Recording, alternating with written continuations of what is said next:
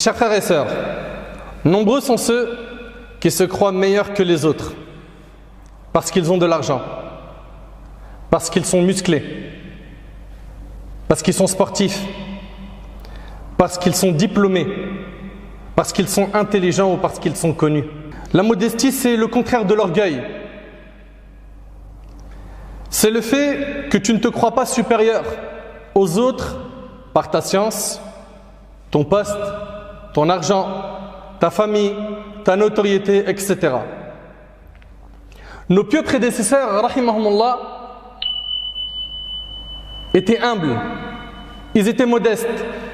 Quand ils avaient affaire à une personne âgée, ils considéraient cette personne âgée comme leur père. Et donc, ils échangeaient avec lui avec respect. Quand ils échangeaient avec quelqu'un de plus jeune qu'eux, ils le considéraient comme leur fils et ils échangeaient avec lui avec beaucoup de miséricorde. Quand ils échangeaient avec quelqu'un de leur âge, ils le considéraient comme leur frère. Et ils étaient justes et équitables envers leurs frères. Ils ne cherchaient pas à les écraser, à les piétiner, à être supérieurs à eux. Et aujourd'hui, on vit dans un monde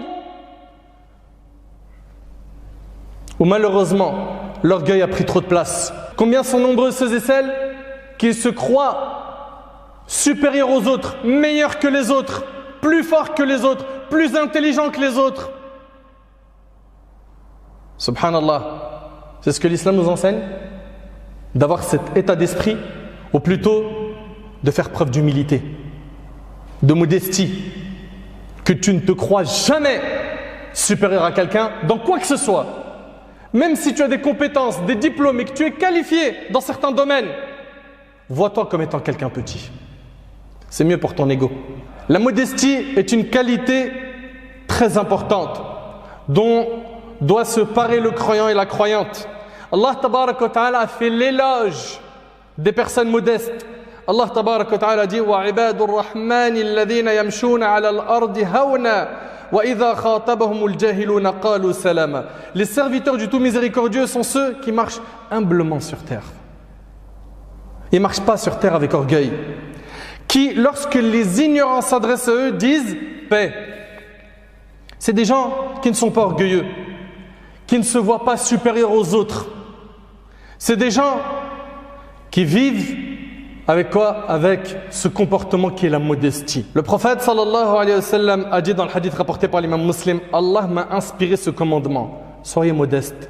Jusqu'à ce que nul ne se vante de sa supériorité sur son prochain et que nul n'agresse son prochain. Vous écoutez s'il vous plaît? Soyez modestes jusqu'à ce que nul ne se vante de sa supériorité sur son prochain. On en est où nous par rapport à ces ordres divins, à ces ordres prophétiques? On en est où? Quand toute la journée tu parles que en disant moi, je. Toi, t'es qui?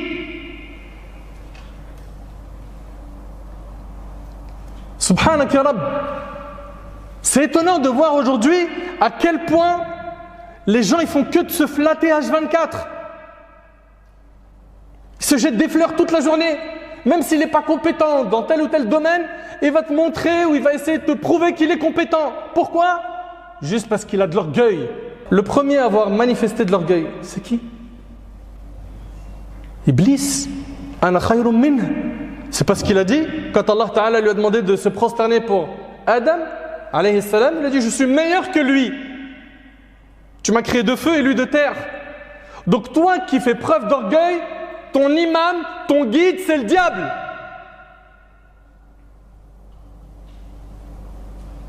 Et en tant que musulman, ça ne peut pas coller, c'est pas possible. Vous êtes des musulmans. Et en tant que musulmans, nous, on n'a qu'un seul guide, Rasulullah sallallahu alayhi wa sallam. Donc, fais le bon choix. Suis pas le diable, suis le prophète sallallahu alayhi wa sallam. Allah tabaraka wa ta'ala dit dans sourate Al-Qasas, Tilka ad-daru al-akhirah naj'aluha lilladhina la yuriduna 'uluwan fil ardi wala fasada wal 'aqibatu lil muttaqin. Cette demeure dernière, le paradis. Si tu recherches le paradis, écoute. Cette demeure dernière, nous la réservons à ceux qui ne cherchent ni à s'élever sur terre, ni à y semer la corruption. Cependant, l'heureuse fin appartient aux pieux. Vous écoutez s'il vous plaît attentivement. Le paradis, Allah il le réserve à qui? À ceux qui ne cherchent pas à s'élever sur terre. Tu cherches à t'élever pourquoi? Pour prouver quoi? Et à qui? Mesquine que tu es. Tu fais tout ce spectacle pour que les gens disent de toi, t'es fort, t'es musclé, t'es intelligent. Mais t'as pas de compte à leur rendre le jour du jugement à ces gens-là. T'as des comptes à rendre qu'à Allah. Et t'es en train de prouver à tout le monde sauf à Allah. C'est une monsib. Et excusez-moi de lever le ton, mais wallahi, c'est mon cœur qui parle. Et si je parle avec ce ton ferme, c'est parce que je vous aime pour Allah et je veux pas qu'il y en ait un parmi vous qui soit puni yawm al-qiyamah, qui soit châtié, qui suive les pas du diable et qui finisse dans la même destination que lui. Allah Ta'ala il dit innahu la yuhibbul mustakbirin. Il n'aime pas les orgueilleux. Allah n'aime pas les orgueilleux. Casse ce kibr qui est en toi, détruis-le, piétine-le. Fais ça pendant qu'il en a encore temps. Tu es en vie, bifadlillah. Quand tu regardes tes frères, ne te vois jamais supérieur à eux. Sois humble. L'orgueil est de deux sortes. L'orgueil envers la vérité et l'orgueil envers les créatures.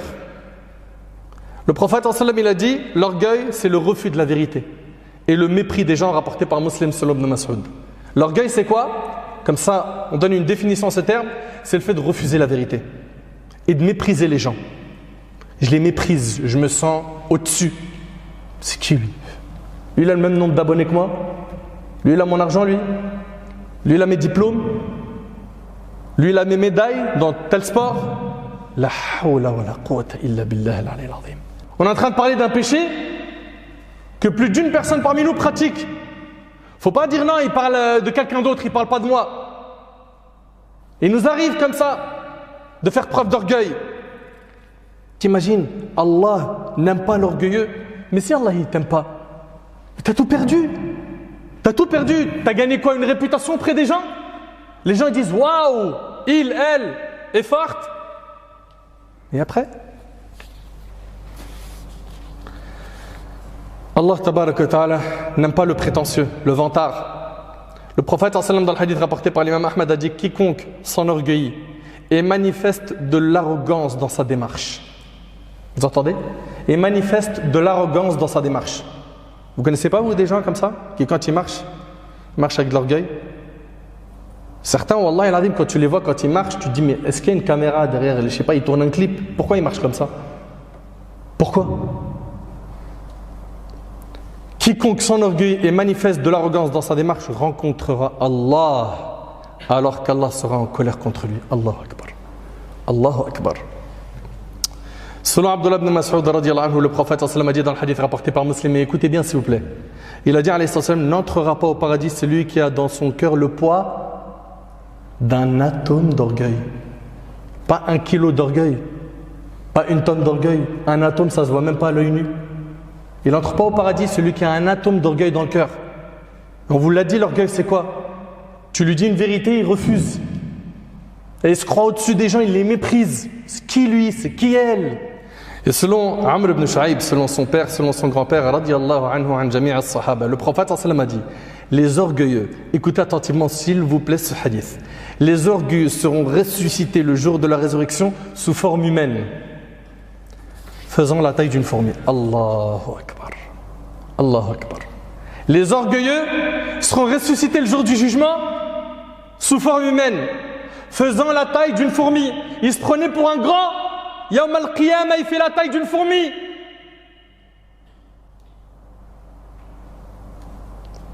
Ils se feront piétiner, écraser Yawm al-Qiyamah. L'humiliation les couvrira de tous côtés. Ils seront conduits dans une prison de l'enfer appelée Boulas. Le feu les couvrira et on les abreuvera. C'est quoi leur boisson? Des sécrétions des gens de l'enfer. Voilà, vous imaginez? Et le hadith il est rapporté par Tirmidhi et d'autres. Pourquoi les gens font-ils preuve d'arrogance? Pourquoi les uns manifestent-ils une supériorité sur les autres? Pourquoi certains méprisent-ils d'autres? Si seulement ils méditaient leur création. قال تعالى, Allah tabaraka wa ta'ala dit الذي أحسن كل شيء خلقه وبدأ خلق الإنسان من طين ثم جعل نسله من سلالة من ماء مهين. Médite sur ta création, toi qui es orgueilleux. Médite. Allah Ta'ala dit, il a commencé la création de l'homme à partir d'argile. C'était de la terre. Puis il tira sa descendance d'une goutte d'eau vile. D'une goutte d'eau vile.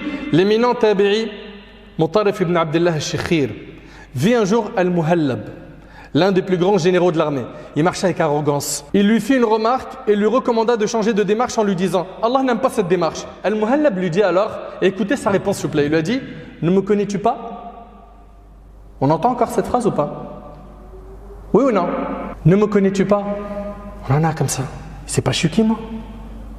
Subhanallah. Regardez ce qu'il lui a dit. Ce grand tabi'i lui a dit quoi? Il dit « Oh que si, je te connais comme je connais ton début et ta fin. Ton début est une goutte de sperme malpropre. Ça c'est ton début. Et ta fin, une charogne répugnante. Et entre les deux, tu portes en toi de l'impureté. Voilà qui t'es. Voilà toi qui es orgueilleux, qui tu es réellement. Ton début est une goutte de sperme malpropre, ta fin est une charogne répugnante. Et entre les deux, tu portes en toi de l'impureté. Et certains, malheureusement, ils ont tout misé sur l'apparence. À l'intérieur, leur cœur, c'est des coquilles vides.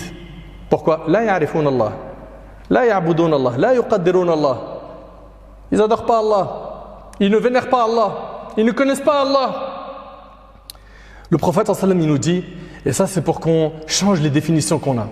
Écoutez attentivement s'il vous plaît ce hadith. Selon Abu Hurayra radiyallahu anhu, le prophète sallallahu alayhi wa sallam a dit, sûrement l'homme corpulent, une personne corpulente viendra le jour du jugement, n'ayant pas chez Allah le poids de l'aile d'un moustique.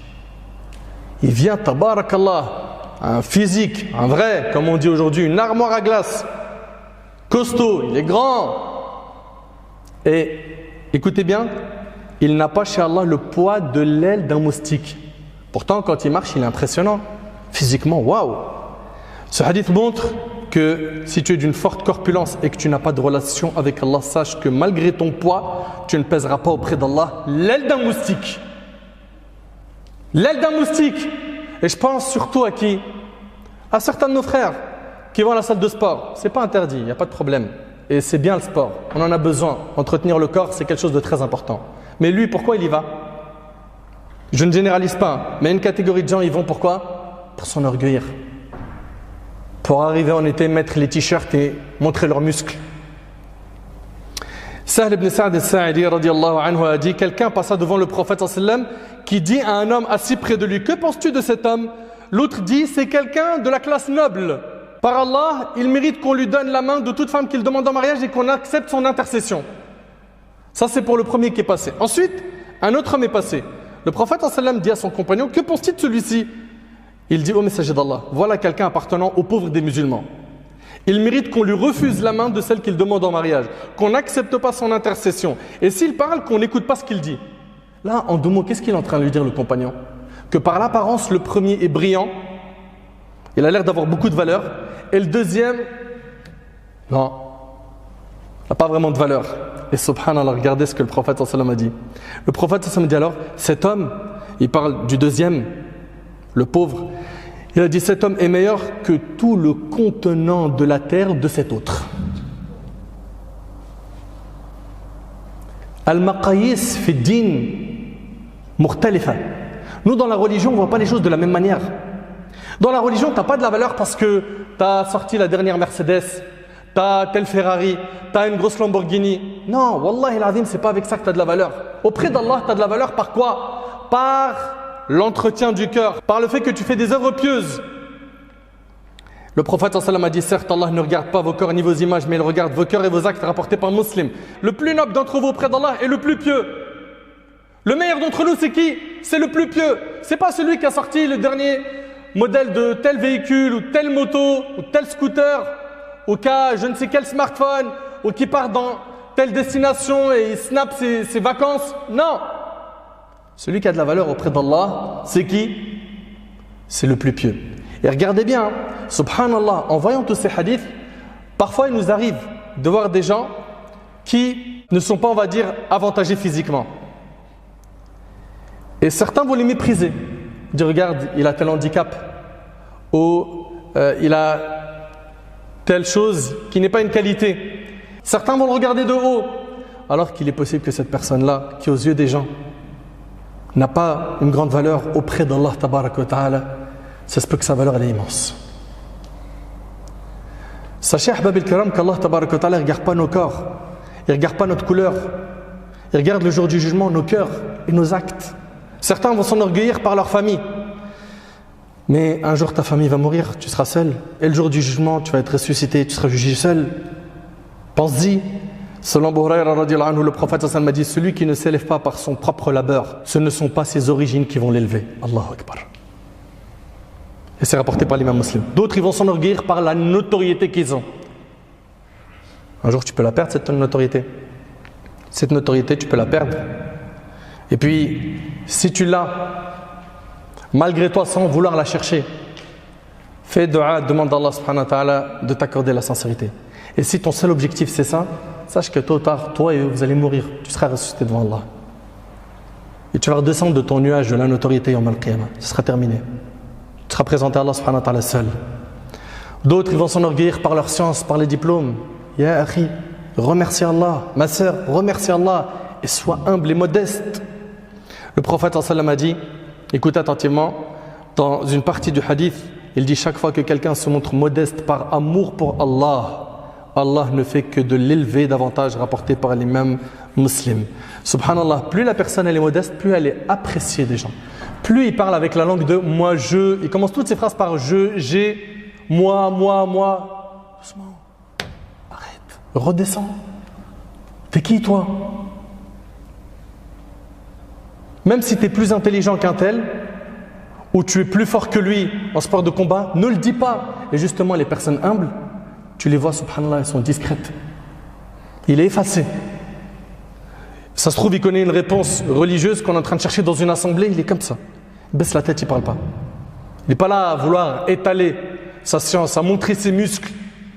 On vit trop cette époque, malheureusement. Ça, c'est contraire à ce que nous enseigne notre religion. Le fait de vouloir être supérieur aux autres, c'est contre notre religion.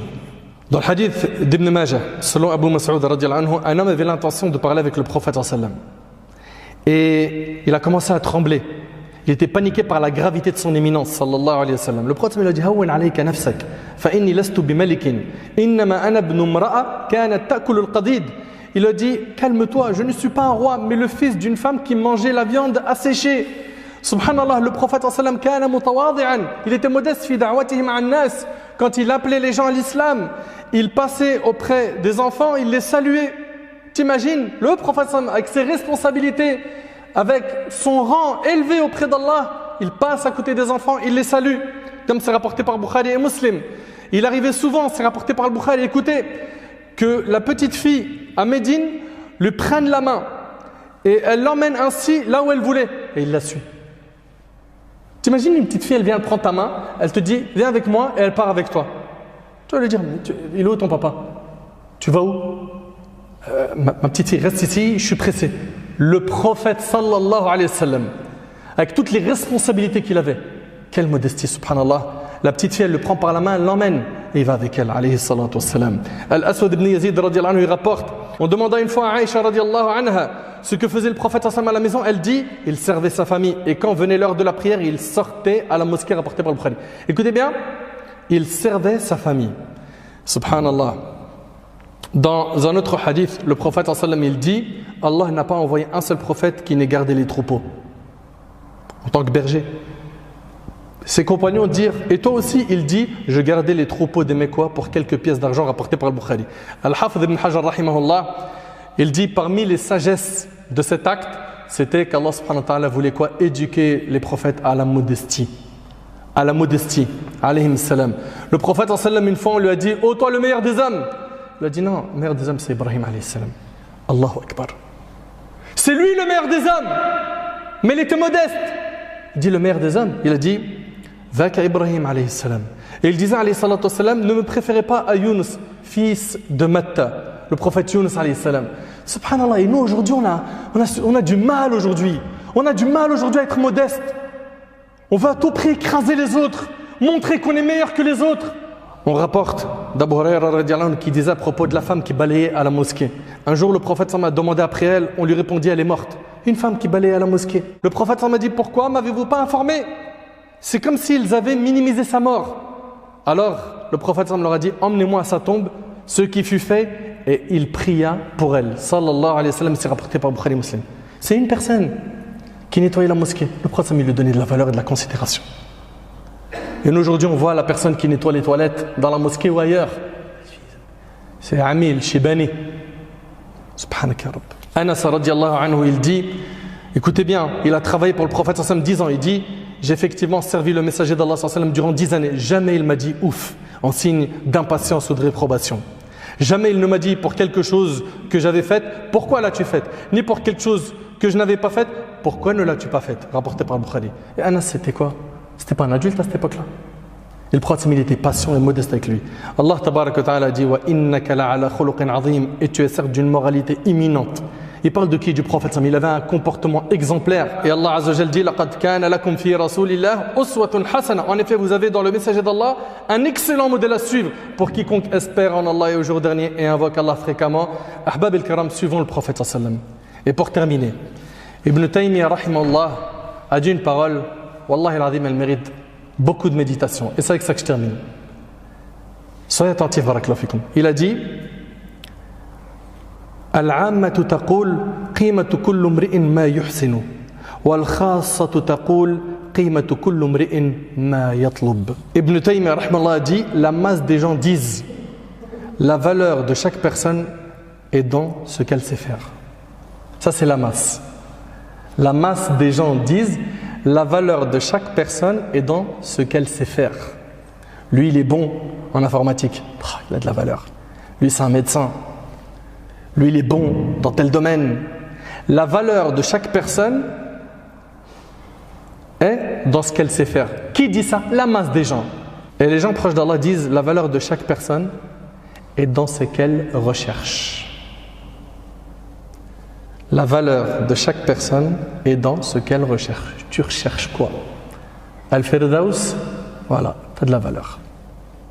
Tu recherches quoi? Ridallah, la satisfaction d'Allah, tu as de la valeur. Tu recherches quoi? Briller uniquement dans ce monde? Est-ce que tu penses que c'est comme ça qu'on a de la valeur auprès d'Allah? Méditez bien, s'il vous plaît. La masse des gens disent la valeur de chaque personne est dans ce qu'elle sait faire. Et les gens proches d'Allah disent la valeur de chaque personne est dans ce qu'elle recherche. Tu recherches quoi? Ça, c'est une question. J'aimerais, Inch'Allah, que tu finisses la khutbah dessus. Qu'est-ce que je recherche? Qu'est-ce que je veux? Je veux quoi de cette vie? C'est quoi mon plus grand objectif? Qu'est-ce que je recherche le plus? Si c'est Al-Jannah, félicitations. Si c'est pas ça, retrousse tes manches. Allez, change. Réforme-toi. Reviens à Allah subhanahu wa ta'ala.